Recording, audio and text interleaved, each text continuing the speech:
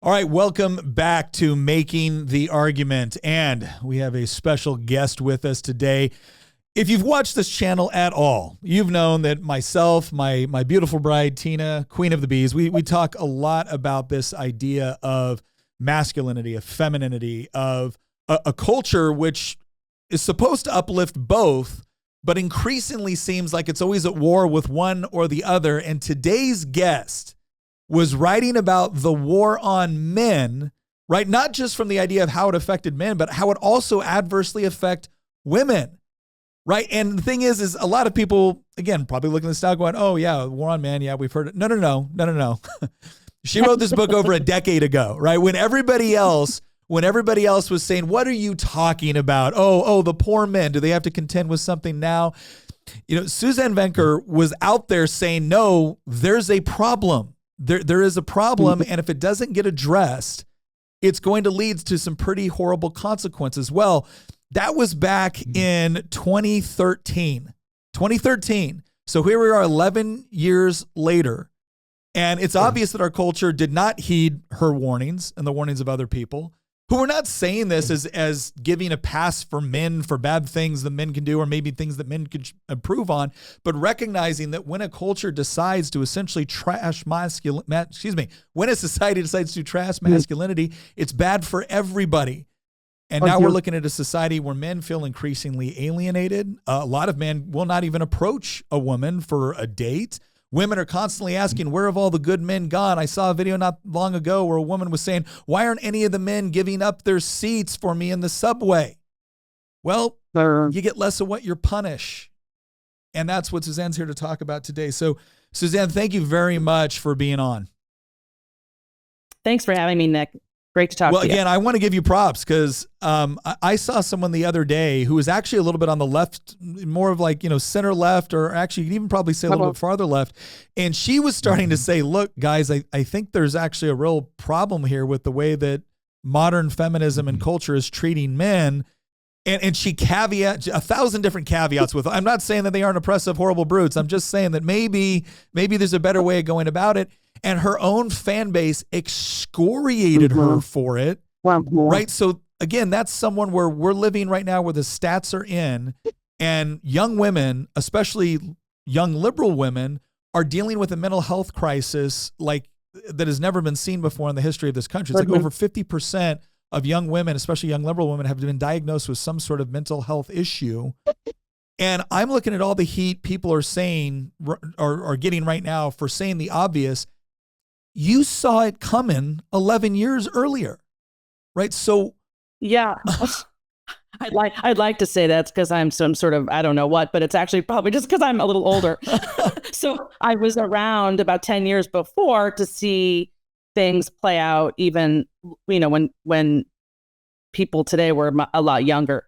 In fact, when I wrote my first book, that was 25 years ago. And I was digging into the research at that time. And it was I just can't believe how much has happened in that time period. When I wrote The War on Men in 2000, it actually came out in 2012, November of 2012. It's still one of the most read op-eds on Fox News.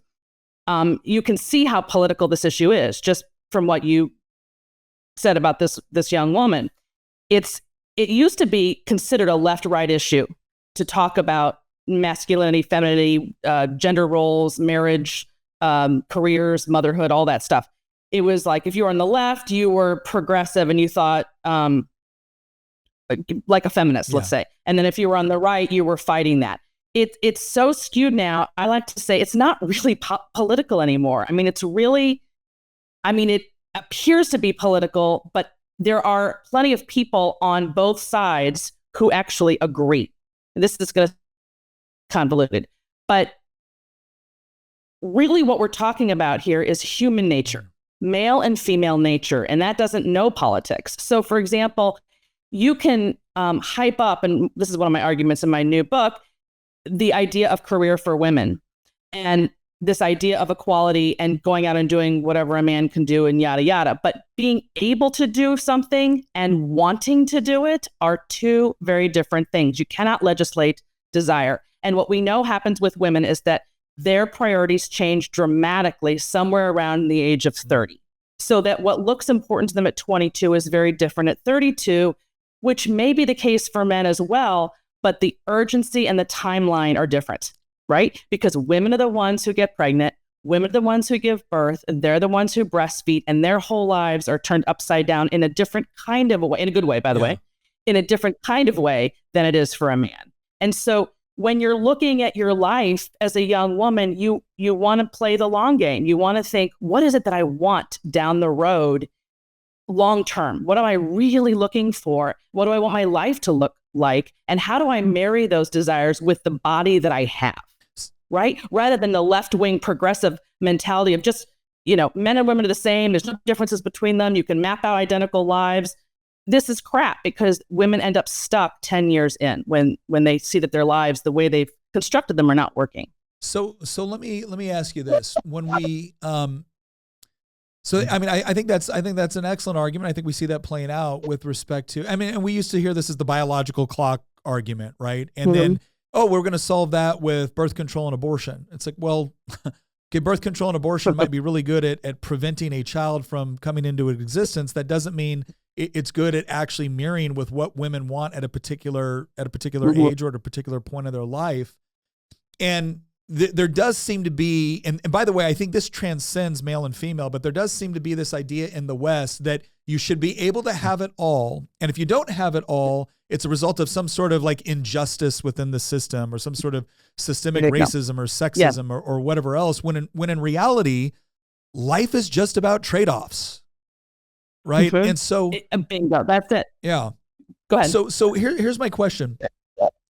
In the process of, I'm assuming your argument is kind of like women were set up for failure, but at the same time they were set up for failure, there was also this attack that was going on and against men. Do you think those two things are inextricably connected, like they had to happen in concert with one another? No, I don't think they had to be. I think that they were, though, and that was the mistake. Okay. So the argument in that original article, The War on Men, if anybody wants to look it up, if you write The War on Men, Fox News, you'll get it pop up right away. And then I wrote an ebook after that. But if you want the encapsulation of the message, it's in that one article. And I was basically saying, look, there's a space for women professionally if they want it in the world in a way that it wasn't in the past. And there are legitimate reasons why it wasn't that way for women in the past, which didn't have to do with holding women down and back because because men don't want them there. That's all the politics of feminism. We had to naturally progress as a society in order for women to be able to turn away from the home and focus more on what's outside their doorstep, because with technology, labor-saving devices, all of these things that happen to release women's taxing home life, it was natural that they would look, and plus having fewer children, they're going to fill that space in with something professionally if they want. So my argument has always been that it would have happened anyway, feminism or not. But in so doing, we knocked men, this was the argument of the article, off their, I called it a pedestal in the article, but what I meant was you didn't have to knock men off their game as being providers in order to create space for women. Gotcha. And that was the mistake that women made, because in so doing, thinking they were just looking for equality and wanting to live the same life, you actually lessened their provider role, which you didn't think about at the time. But 10 years down the road, when you have a baby and you want to step back, you now have men everywhere who did what you told them to do. They basically took a step back to make room for you. So now everyone's in the workforce. We raised the GDP. It's really hard to live on one income, yada, yada. But so it didn't work out for women in the end. It only served a very specific political purpose, and that was feminism. And what works for them is a very small minority of women. They do not represent the average woman in America. So we ended up turning everything upside down for them and kind of screwing with women's happiness in the meantime. Okay, so there's 2 points there I really want to unpack that I think are important to this entire argument. One is making the argument that so the popular, let's even separate maybe kind of early feminism from like modern fourth wave feminism. So over here, let's say that there's a realm of feminism where it's like, look, we want equal protection before the law, and we want access to the ballot, and things that most everybody agrees now, like, yeah, that is morally and civically appropriate. And then there's this other form of feminism, which seems to be far more hostile toward men and masculinity in general. That narrative is that the reason why women were never able to fill these positions in the first place was not because of a lack of technological innovation or a lack of access. The reason why they couldn't do it is because horrible, brutal, mean men were holding them down. And your argument is, look, for the vast majority of human history, 70 to 75% of the labor force was in back-breaking agriculture. Right. So Amen. So like your physical strength, strength had a lot to do with your economic viability. But like you say, with things like labor saving devices, where now the tasks that women typically had to do that would take them all day now only take like an hour, maybe a couple of minutes, combined with a complex economy where you have machinery and you have computers and you have tech that actually allow for a wide array of women's capabilities to be far more economically viable than they would have been in a 19th century agrarian or an 18th century agrarian economy. Okay. Exactly. So my argument is that anything feminism did pales in comparison to the damage it's done, because all this stuff would have happened anyway. Okay. That's my opinion. So part of that is it's the natural progression that happened and the changes that happened within the economy that provided a very logical window. Okay, great, cool. Yeah.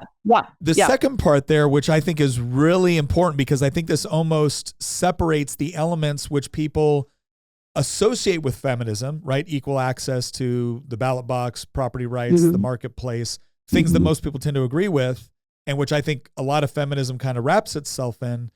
What you're saying is that no, feminism actually has its own separate agenda, which is, those things that we mentioned before might have been a part of it, but that was not the end goal. What do you think?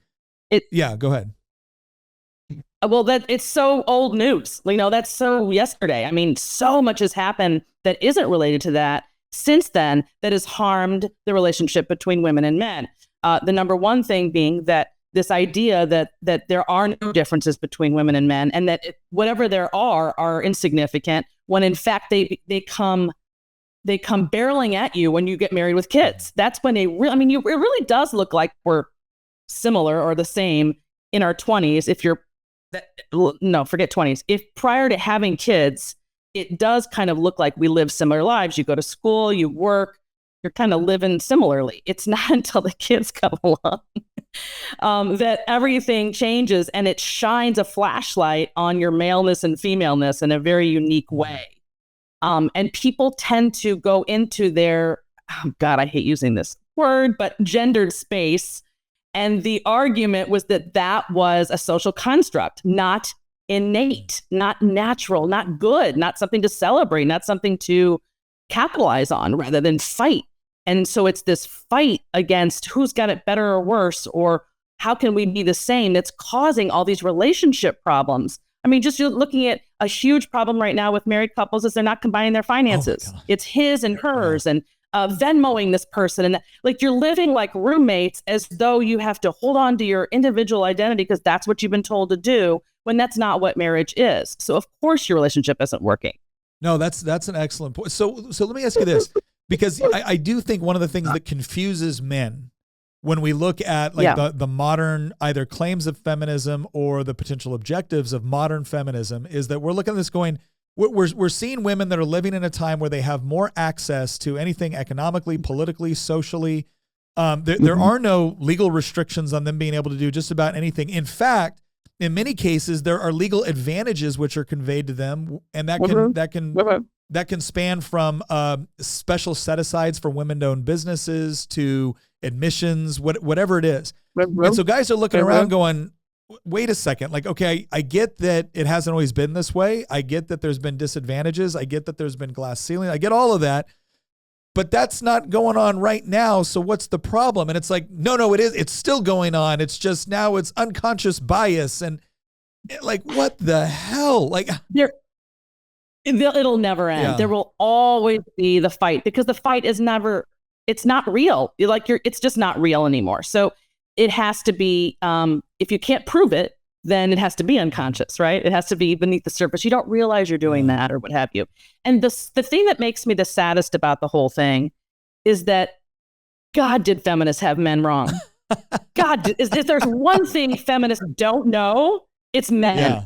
They do not get them. They don't have good relationships with them. I mean, their whole lives are sort of like, here's what didn't work for me. I don't like it, so follow my track. You know, it's like, well, if that's not what you want, you're listening to the wrong people. Men, marriage, motherhood, this is not an arena that feminists know anything about. They haven't been successful in it, which is what causes them to be so angsty about the whole thing. Men are wonderful. They want women to succeed. They want you to be happy. They live for that. They want to serve you. However they can make it so that you're happy is what they want to do. That's how wrong they have it when they talk about the patriarchy holding you down and back. That they'll take a story that's like, you know, whether it's in Hollywood or something, or somebody that they know, and they'll put a spotlight on it like that's all men, rather than, no, that's just that guy. Yeah, no, I'll tell you what, I especially when I talk to young men, because I'm 44. I got married at 19. You know, we celebrate our 25th wedding anniversary on May 1st. And like, I love being married. I don't see what people are complaining about, right? Like, and it's not that my wife and I came from like wonderful, you know, Leave It to Beaver homes. Like we both come from divorced families, the whole deal. But what you said there about men wanting women to be successful, I would say, yeah, just about every man I know who is either married or wants to get married has this vision in their head. And again, this doesn't speak for all men, but all the ones I know, they have this vision in their head of being a protector and a provider. And the way I once described it, and in fact, it was to an audience that was about 70% female, I said, genuine femininity flourishes in a society where masculinity recognizes its place and its responsibility to protect it. And we want to protect it. And I would never it is not women's responsibility to make men good, but my gosh, do they have an incredibly powerful role in making that so. I think about all the things that I think about all the things that I've tried to do to live up to, whether it be being truthful or brave or just going to the gym. Why? Because I wanted my wife to be proud of me, to desire me, to do these things. And I do think, I think you're really onto something there, where it's about like, no, like most, you know, recently or reasonably decent men definitely want to have a wife that they don't want to lord over their wife. They do want to be able to serve, protect, and provide, but they also want to be appreciated for doing those things. And I feel like modern feminism just not only does it have no appreciation for those things, but it openly attacks it. And men are standing around going, but why? Yeah, right. Why? And where do I go? And what do I do now? So you ask, where have all the good men gone? Well, sorry, we shooed them away. I mean, it's a bigger conversation about what's happened with men, the father absence and all of that. That's definitely a bigger conversation. But part and parcel of that is this constant browbeating year after year after year about how bad it is to be a male. And, you know, a man's only going to listen to that for so long before he's like, well, screw it.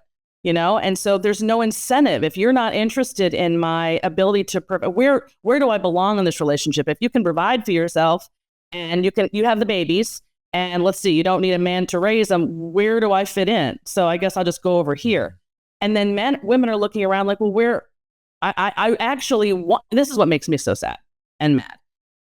The women who listened to the women above them, let's say, the older generation, who told them to have this attitude toward men, it's not their fault. They were just absorbing all of this, and now they're wondering where the good men have gone without realizing that they actually want the very things that feminism told them they weren't going to want, which is being provided for and protected. You know, it's not trendy now to say, look for a man who can provide for you, to a young woman when you're dating. And I'm saying, because that's one of the messages in my book, is date for marriage. And how do you do that? What do you look for? It is so taboo to even talk about looking for a man who can take care of you, because you're not supposed to have anybody do that for you, because you can do it for yourself. But the vast majority of women, when they have children, if they're married, will step out or lean back or out. And then they go, well, I can't because I didn't marry somebody who, makes enough money or who has the drive or whatever, because nobody taught them to do that. And then they're the ones who are calling me for coaching. My number one coaching client is a woman in her 30s who did everything according to the way society told her to do it and got herself in a big fat pickle now down the road. And that's why I wrote the book. Well, and Ken, let's talk about that for a little bit, because the other thing too, I want the male part of the audience to understand is that, because right now the frustration that men are having on not understanding what their role, what their place is, and what women really want from them is translating into they're all no good. And one of the things that we really try to tell our audience is like, look, I understand why you're frustrated. I understand you have a right to be frustrated, but just like you don't want to be painted with the broad feminist brush, women don't want to be painted with the broad red pill brush, because there are a lot of women out there that absolutely understand that this narrative is garbage. It's not what they want. Yes. So the question I guess I have is, do you think, because if you talk to a man in his mid 20s right now, he's saying, Nick, it's bad and it's going to get worse. Do you think we're at a point where it's going to continue to get worse, or do you think we're starting to turn a corner where younger women are starting to look at the women that are maybe 10 years ahead of them and 20 years ahead of them? And Gloria Steinem, I think, is a perfect example of this. Gloria Steinem spent half of her time telling young women that marriage was a form of rape and oppression. And then Gloria Steinem gets married, and when she's asked about it, she's told, well, everyone's got to follow their own path. Well, that's fine for rich and famous Gloria Steinem. That's not so fine for the other 50-year-old woman that has been following her entire life and is now alone and wondering what she does. So do you think that the number of women that are waking up to kind of the false, narrative, do you think that age is getting younger and broader? I do. I actually do. And I'd like to encourage the men on YouTube, because I hear from these men too.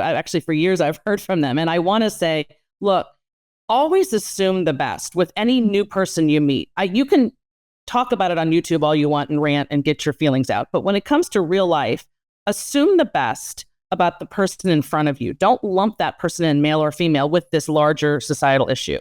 And just be super upfront right away with what it is you're looking for, and see if it's a match. I mean, that's really the best way to do that, instead of waiting to see, 4, 5, 6 dates in whether she's a feminist type, because I encourage men not to marry feminist types, because that won't end well. That's a great point. But I wanted to unpack that a little bit, because there is a great deal of frustration on both sides of this divide. Young men, young women, especially young men and young women that are looking for something similar and trying to find, the person on the other side there that agrees with them. So here's a question for young men. So let's say you got a young man, and he wants to be a protector and a provider. He wants to be able to provide an environment where it may be that, when they first get married, they're young and the wife wants to work, but when she has, this is the conversation my wife and I had when we were dating, 19 and 20. And the conclusion we came to was she wanted to be able to work, but when she had kids, she didn't want our lifestyle to be dependent on 2 incomes. And I was like, yes, that's exactly what I want. And here was the wonderful thing about that, because what sometimes men hear is, okay, great, we're living off of 2 incomes and now we got to live off of 1 and I better step up and provide it.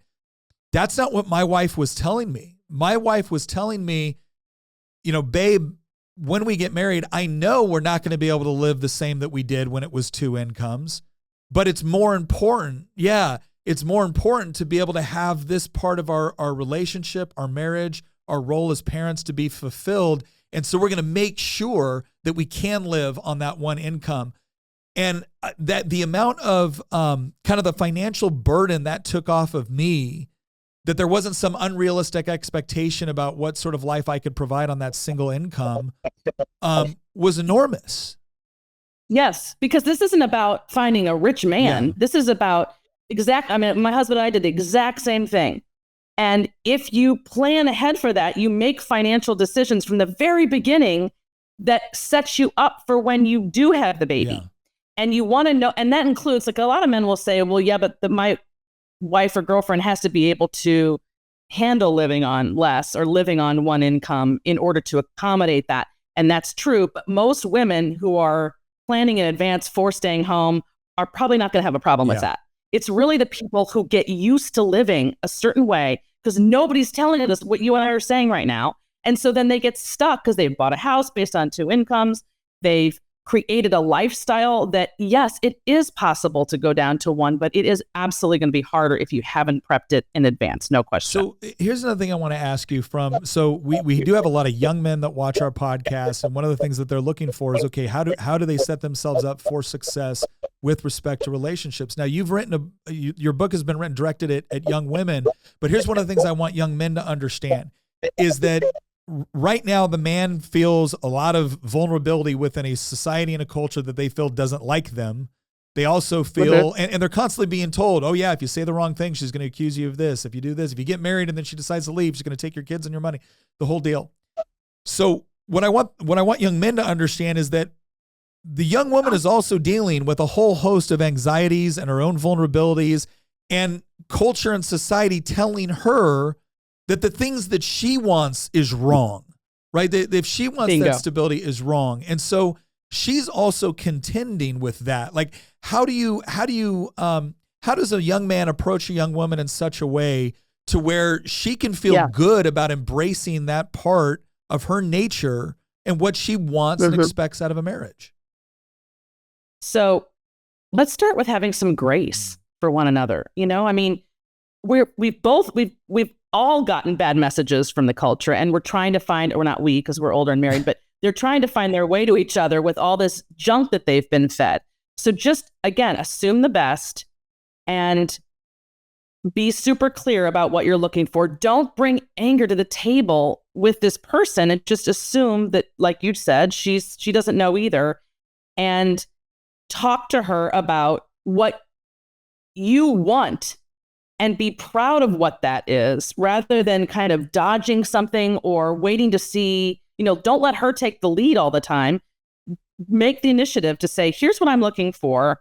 I think men are super scared to say, I would love a wife who stays home with my kids. Yeah. I mean, how many men do you know who are going to say that? Because the assumption is, I would love a wife who's barefoot and pregnant. when really all he's saying is, I'm coming from a divorced family. I didn't have a mom. I had my mom, but she was working all the time and my dad was gone. I want a family. I want my mom and dad. I want a family where mom and dad are home and married and creating what I didn't have. That's really what they're saying or thinking, but they're scared to say, this is what I want, because the assumption is that the woman's going to say, you want me barefoot and pregnant. But what's ironic is I can't tell you how many women I hear from who say, I would love it if a guy would say that on the first or second or third date. Yeah. They want to hear that. That's what they're saying. But the men are just scared to say it. And the women don't know. I think there's too much fear and not enough. Decide what you want when you're dating. Be super clear, just like you described, like you and your wife did. And then that way, if the other person isn't responsive, well, great. Move on to the next one. You save yourself a lot of time by getting on this right away and making it a little bit more businesslike than you wish it were. I know everyone wants it to be all romance. No, but one of the things that we told our own kids growing up. My oldest daughter is actually getting married like next month. One of the things we told our kids up front, thank you, was we said, look, one of the reasons why we always tell you to avoid the physical with somebody. It is not because we're trying to deny you having a good time. It's because, one, the physical carries with it a bunch of emotional baggage and intellectual baggage and everything else.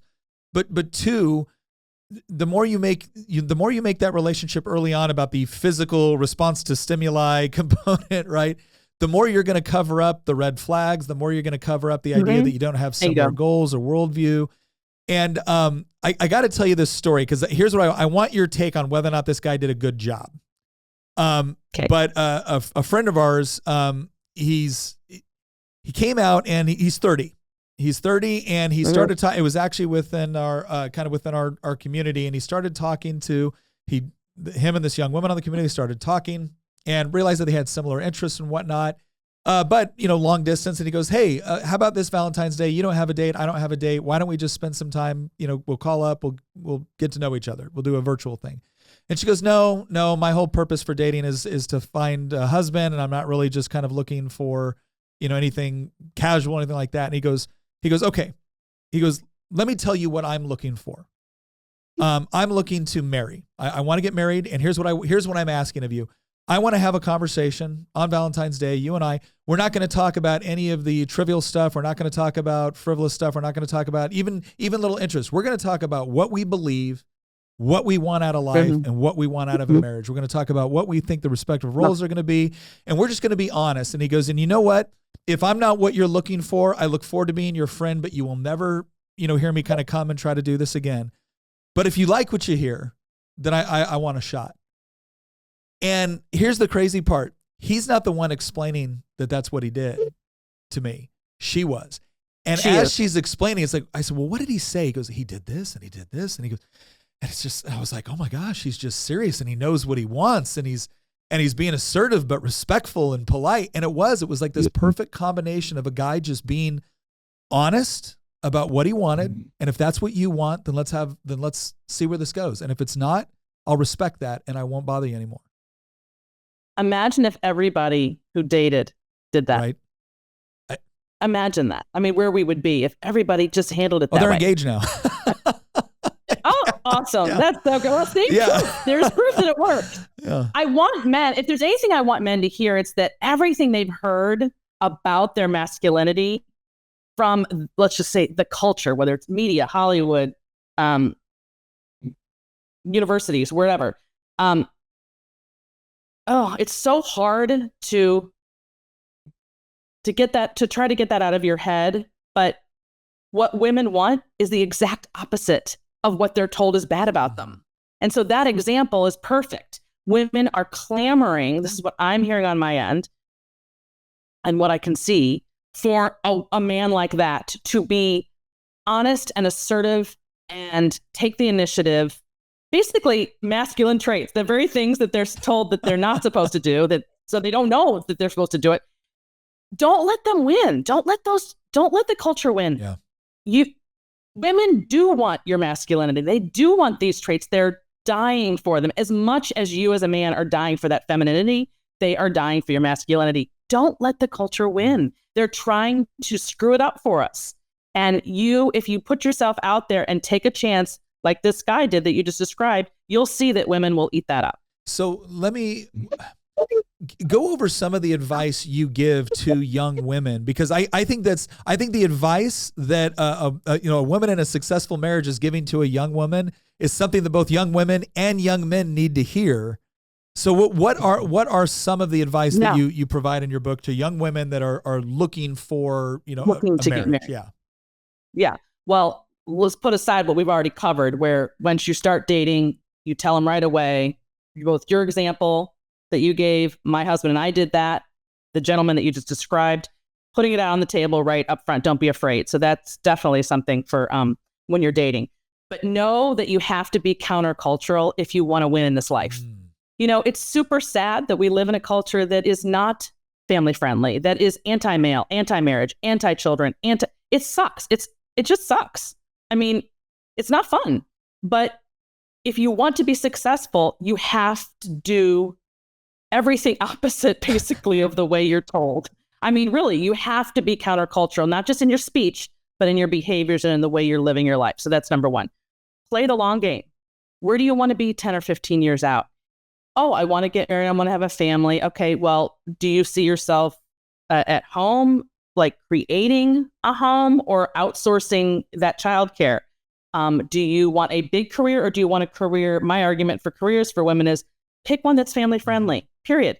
Pick one that is flexible, that you can do part-time, that you can do from home, that you can move in and out of, something that motherhood can accommodate. Look way out into the future. You may be all about your career at 23, because what else are you going to do, right? Might as well. You're not married with kids. But if you don't want that 10 years from now, then don't go down a career track that's going to completely conflict with your desire to get married and have a family if it's too big of a career, which, of course, is super taboo because feminists want you to reach for the stars and do whatever you want with no ramifications. But I'm in the middle of reading. There's a new biography on Barbara Walters out, and I'm in the middle of it, and it is this topic all day long. I mean, rose right to the top. 3 broken marriages, a terrible relationship with her daughter. It is a case for why not to follow in the footsteps of what the culture is telling you to do, as though there's no, well, you said trade-offs at the beginning, and that is what it is. But repercussions, let's say, for our choices. All of our choices have those repercussions. And then dating for marriage, which we talked about. Those are the main things. Yeah, it's interesting. My my youngest daughter was she really wanted to be she's 16. And ever since she was like in like 5th, 6th grade, she's like, I want to be a veterinarian. I want to be a veterinarian, not sure small animal, not sure large animal. She used to joke, she goes, not past the elbow. I'm like, okay. And, but again, we live in an agricultural area. And so she started working toward that. And okay, I'm going to have to do this. And then I got to go to Virginia Tech. And then from there, I got to do this. And this is what I'm going to have to do. And I got to work a job. Plus I got to do that. And she was planning all of this out. And, as she's going through it all and she's getting good grades and she's lining up opportunities that she's going to intern and whatnot, she came up to her mother and I one day and she goes, I want to get married young. We're like, okay. Because Lily, her oldest sister, is 21 and getting married, and mom and her mother and I were, again, 19 and 20. She goes, I think I want to get married young because I really want to be a mother. And I want to have kids, in my, early to mid 20s. More than one. Yeah. I want to have kids in my early to mid 20s, and that's going to be the optimal time to do that. I said, okay, well, this all sounds great. And she goes, and if I go to veterinarian school, she goes, I'm going to be in school for 6 to 8 years, depending on what I do. I'm going to have probably close to $100,000 in school debt. And by the time I actually get all of my credentials, I'm going to be having children, which means I'm going to be limited on what I can do with respect to veterinarian work. She goes, so I think I'm going to go the vet tech route. She goes, because the vet tech route allows me to do about 70 to 80% of what I want. And I can do it while I'm a mother. I can do it while I have kids. I can do all this other stuff. So she goes, so I'm going to go that route. And it was, now again, society will look at that and be like, oh, she's holding herself back or she's not pursuing her dreams. And this is one of the key issues that I have with, kind of modern feminism. It's like, well, no, her dream is that she wants to raise her kids and she wants to raise her kids on her terms. She doesn't want, she doesn't want it to be daycare. She doesn't want it to be that. She wants to do these other things. And so now she's picking something, another thing that she loves, a professional path that she loves that will complement her dream of being a mother and a mother that is there and present. And how dare anyone or any culture tell my little girl that her wanting to be the sort of excellent present mother that her mother was is somehow a downgrade. And so I know you take that whole thing you just described, and that is most women's natural course of thought. Well, actually, kudos to her because they're not taught to think that far out in it. So that's actually great. But it's natural for women to eventually have that dawn on them at some point. I want it to dawn on them before they go down that road and get themselves into $100,000 worth of debt and spend their entire 20s in a myopic way toward a career like that, and then find themselves not having a husband and not having kids in their 30s and having to throw that in somehow. And now what am I going to do with the I mean, that's who I get. Those are my clients. So I'm trying to say it doesn't have to be this way. But again, that's why I begin with, you've got to be countercultural from the get-go. Yeah. You've got to think outside the box of what you're taught. And you have to, it's all about, what do you want? Forget about what the culture tells you to do or what everyone else around you seems like they're doing. What do you really want? And your daughter knows, clearly. She knows what she wants and how she wants to map it out. And so, of course, and she's going to be supported because she has you all as parents, of course, who are countercultural. Yeah. That's the key. But there's just not enough people, not a lot of parents too, I don't think, not enough anyway, who are willing to be countercultural as well, because you can't really expect the kids to do it on their own. You really have to model that as parents. And there are a lot of parents who are just so afraid to direct the traffic in any way, even if it's just to say, well, I mean, let's say your daughter, you take that story you just gave, and instead of her coming up, maybe she didn't come up to that conclusion on her own. So you chimed in with, well, have you ever considered what if, like, and you had to sort of show it to her instead of her having done it on her own. What's wrong with that? Yeah. You're saving her. You're helping her have a better life. Why would you not say that? Well, I love the fact that you call it countercultural, because I think that's one of the best and most concise ways that I've heard it expressed.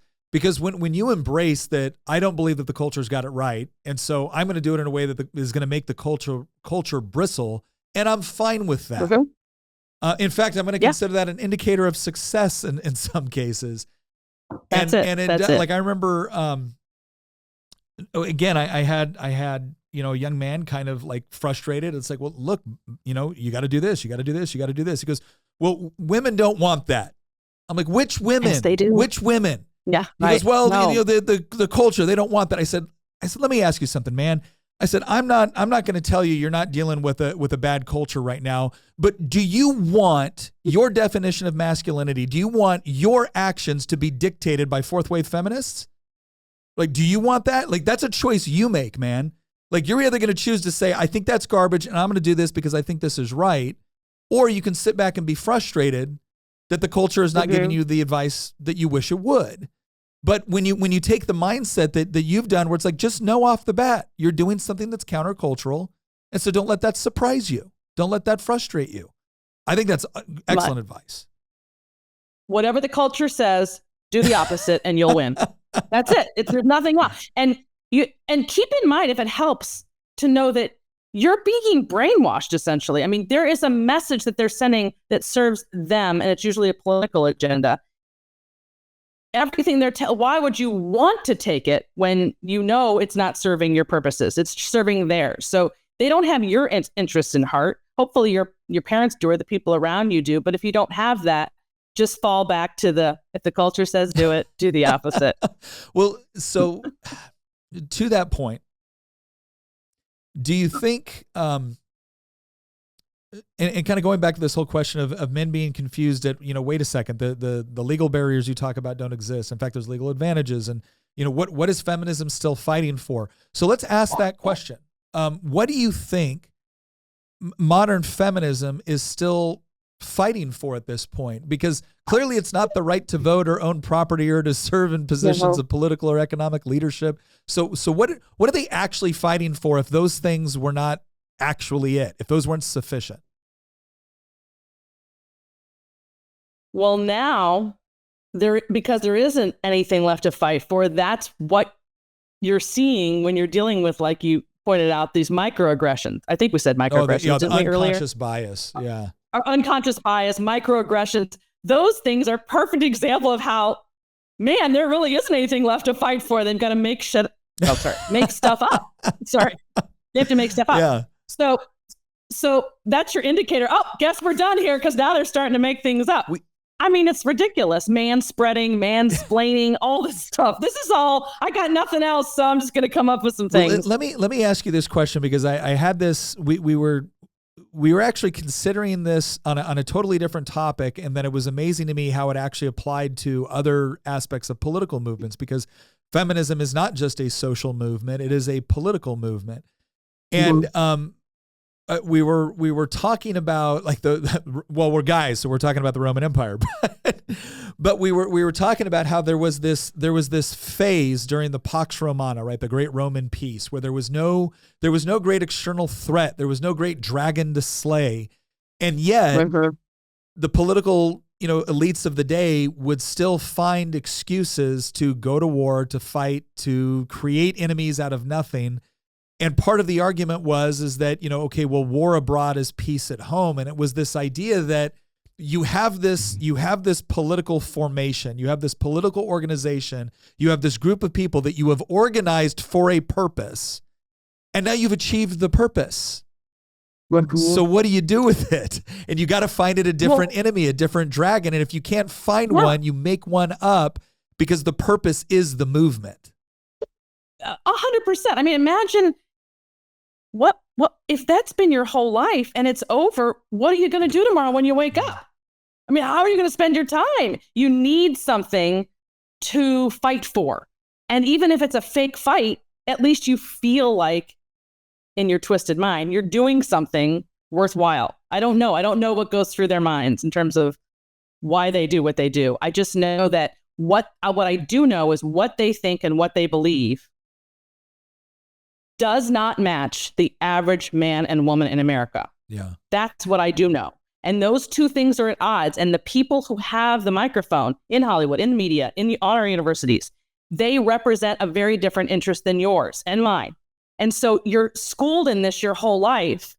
My heart goes out to young people who, how could they think differently if they didn't have anybody, if they didn't have countercultural parents, for one thing? I mean, that's really the only way I can think of that you're going to get the opposite viewpoint is if you grew up in a countercultural home. I did grow up in a countercultural home, so I'm just sort of repeating what I knew.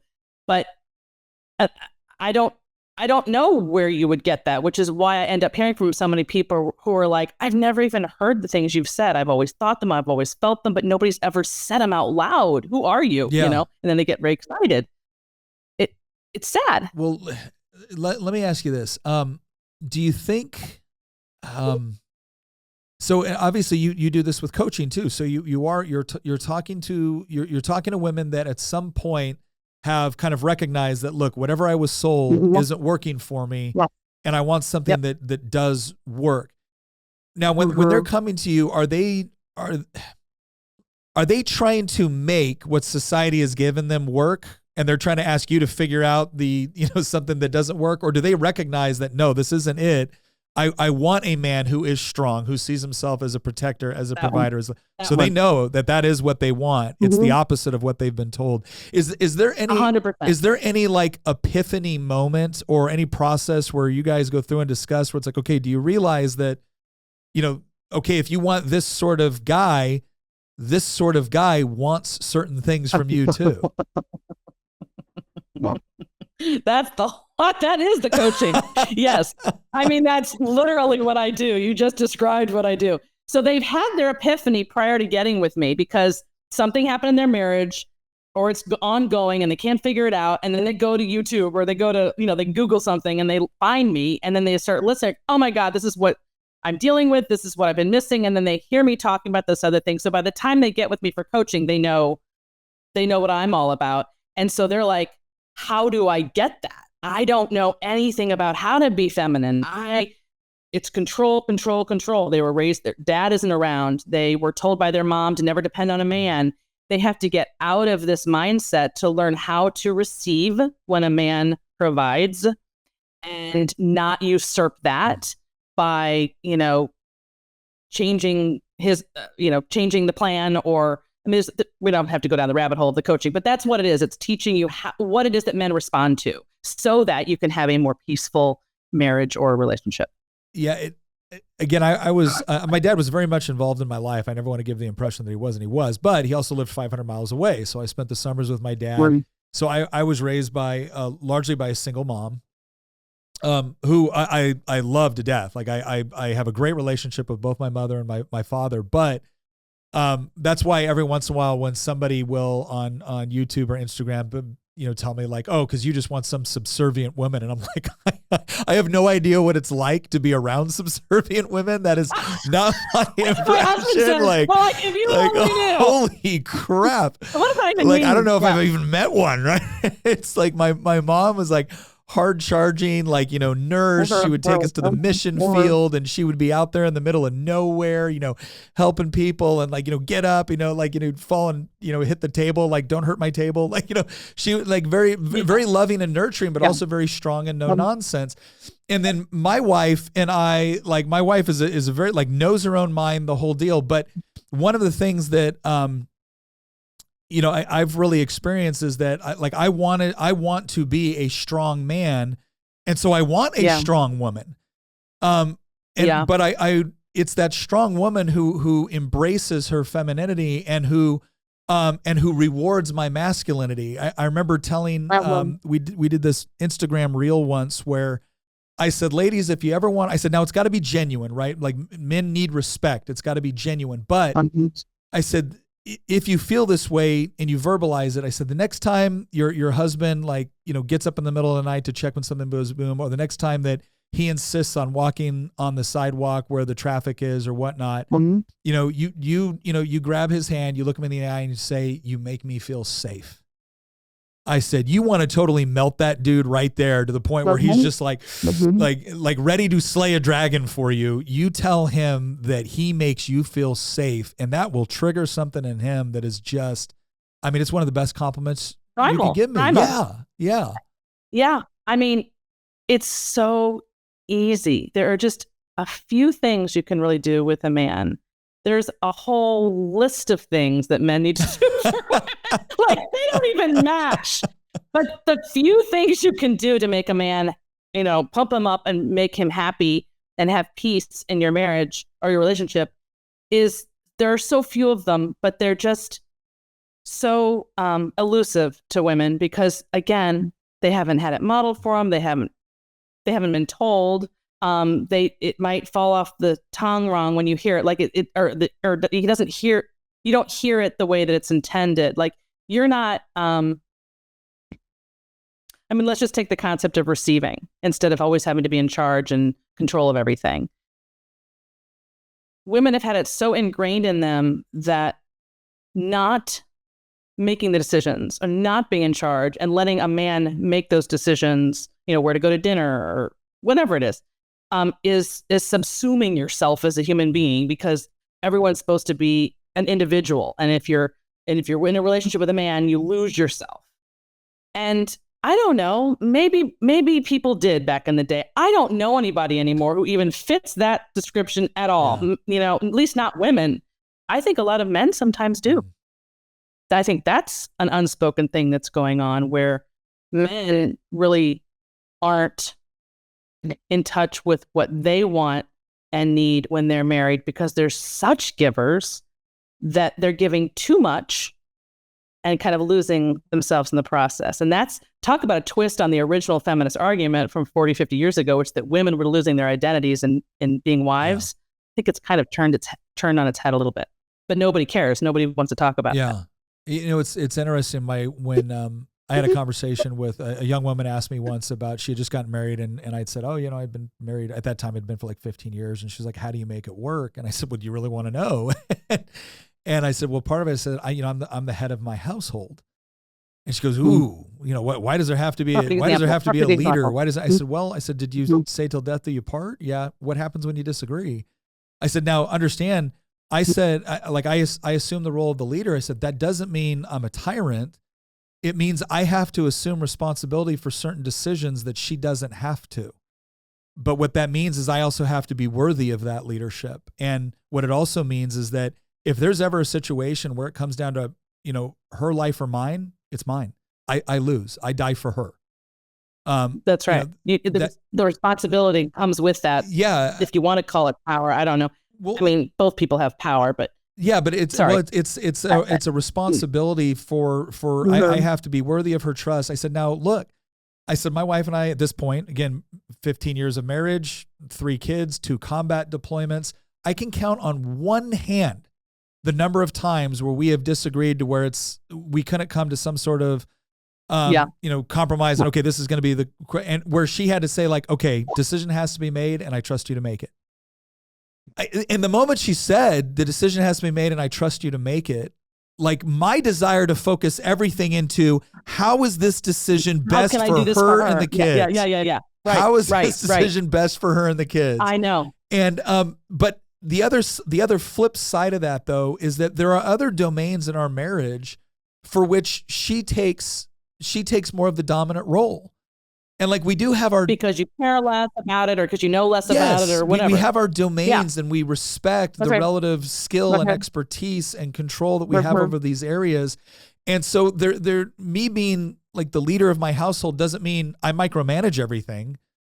It means that in the event that we have to make a decision and we can't come to an agreement, it's my responsibility to make it in her best interest and the best interest of our family. But in so many other things, there's her domain, there's my domain, and we look at it as this is supposed to be complementary, not competitive. That's it in a nutshell right there. And I'm going to say something kind of controversial here. It's just nothing new for me. But, see, because we did away with that whole concept that you just described and put it under the umbrella of patriarchy, bad, evil, like completely misunderstanding what headship is. And we're not religious anymore. So we're not biblical. Like everything is just fallen by the wayside and a complete misunderstanding of what you just described. So since we've thrown that out, women have stepped in to replace where men have stepped back. And what they're learning is, I don't really like being here. I mean, this is me distilling it, okay? You talk about the antidepressants, the mental health issues, all of the problems that women are having by taking everything on for themselves, thinking that this was somehow equal, progressive, something different from what you just described, because that's bad. And then they get there and they are falling apart. I mean, literally falling apart. And they are dying for what you just described to come back and rise up again. And it's not happening. And I think that's where the misery is, if that makes sense. So let me kind of ask you this as kind of a final question, because I want to give you time to, kind of expound on it a little bit. Obviously there's a lot of different advice here, and it's hard to distill into like one or two various things, but I can't tell you how much I love the countercultural component, because I think it's so important. But if there was one piece of an encouragement and maybe one warning you could give to men, one piece of encouragement, one piece of warning you could give to young women. We're talking about people kind of, graduating high school, maybe just entering college, that phase of their life. What would it be? You mean in terms of the dating space, right? When they're trying to get building together, that relationship, right? building the foundation of that good marriage. What would be one thing that you'd really want to just like lead in with? So the warning, I'll give you the two warnings. So the warning for women is, do not be afraid to look for a man who's on a path, a professional path where he knows where he's going. He does not need to be rich. That's not what we're talking about here. We're talking about who is he? Where is he going? Has he found himself? If he has not found himself professionally, I'm talking about, he's not going to be ready to be your man. Long term. If you wanted to date, I'm not really a casual dater. If you want to date and be done with it, but if you're talking about long term, don't hitch your train to somebody young man who has not found his way, because you're taking a gamble if he's completely lost and hoping that he's going to find himself later. And I cannot tell you how many times that just does not happen at all. And then you're stuck with him later because you spent all these years hoping that you would change him or that love would be enough and all of that. Yeah. So that's a warning for a woman. Warning for a man is, again, if you're wanting, depending on what you're wanting, if you ultimately want to get married and have a family, watch out for the woman who can only talk about her career and is very acculturated in the way she talks. So, if the culture's saying it and she's repeating it, if she's a big social media person, if she's just parroting what she's hearing in the culture, that's probably not going to bode well for you. You want someone who can think for herself. And this goes for men as well. The opposite. Somebody who can think for themselves outside the box, which the younger you are, the harder it is to find that. Sometimes you have to wait some years before you can, really start to think for yourself. But anyway, so those would be the warnings. The encouragement, I think it goes back to what we said before. Do not be afraid for men, show your masculinity, and whatever that means. That means if I have something to say and I feel strongly about it and it's considered taboo, say it anyway. She's going to love it. And if she doesn't, great. She's not your girl. Let her go. Because you want the person who wants you to say what you think. Yeah, that's a great point. You don't, And that could go both ways, but I'm saying it specifically to young men because I think young men are so afraid to speak their mind now because we're going through this whole thing where they're not supposed to say things that they're really thinking because it's supposed to be PC or whatever. So I think they struggle with that. I don't think women struggle as much to just say whatever the hell they want, because I think they're supported in saying whatever the hell they want. So that wouldn't be my encouragement to women. My encouragement to women, don't be afraid. Don't be afraid to say that you want to get married and have babies. I think it is so taboo to have that desire today, especially when you're young. And so women say nothing, and they are following a path that they're supposed to follow. Not all of them, but a lot of them are. They're being told not that there's something wrong with them if they want to do what is the most normal and natural thing in the world as a woman to do. Own that like a badge, like wear it. This is what I want, and this is why. I didn't have it growing up. This is the kind of life I'm looking for. And just, not being afraid to say that. Well, that is awesome. Well, Suzanne, thank you very much for the time you spent here and the work that you've done on this, the books that you've written, the advice that you've given. Give our audience an idea of where they can find you on social media. You've got a ton of great books out there, but where's a good central location and on social media where they can find you? Central location is just my website. So Suzanne, Suzanne, Venker, Venker.com. Everything's there. I'm pretty much only on Instagram and YouTube now. Used to be on Twitter. Got away from that a couple years ago. I'm done. So just Instagram and YouTube. All right. Well, Suzanne, thank you very much for the time you spent here, and again, all the work that you've done. It's been a great conversation. Would love to keep in touch. Maybe have you come back again. We can rehash some of these other ones in greater detail. Great. That would be great. So fun to talk to you. Thanks, Nick. Thank you. All right. To everyone in our audience at Making the Argument, once again, make sure you go down and check the show notes page. Join our community chat. If there's someone that you would like us to interview and maybe some questions that you would like us to specifically ask, that is a great place to let us know. In the meantime, thank you very much for joining us, and we will see you next episode.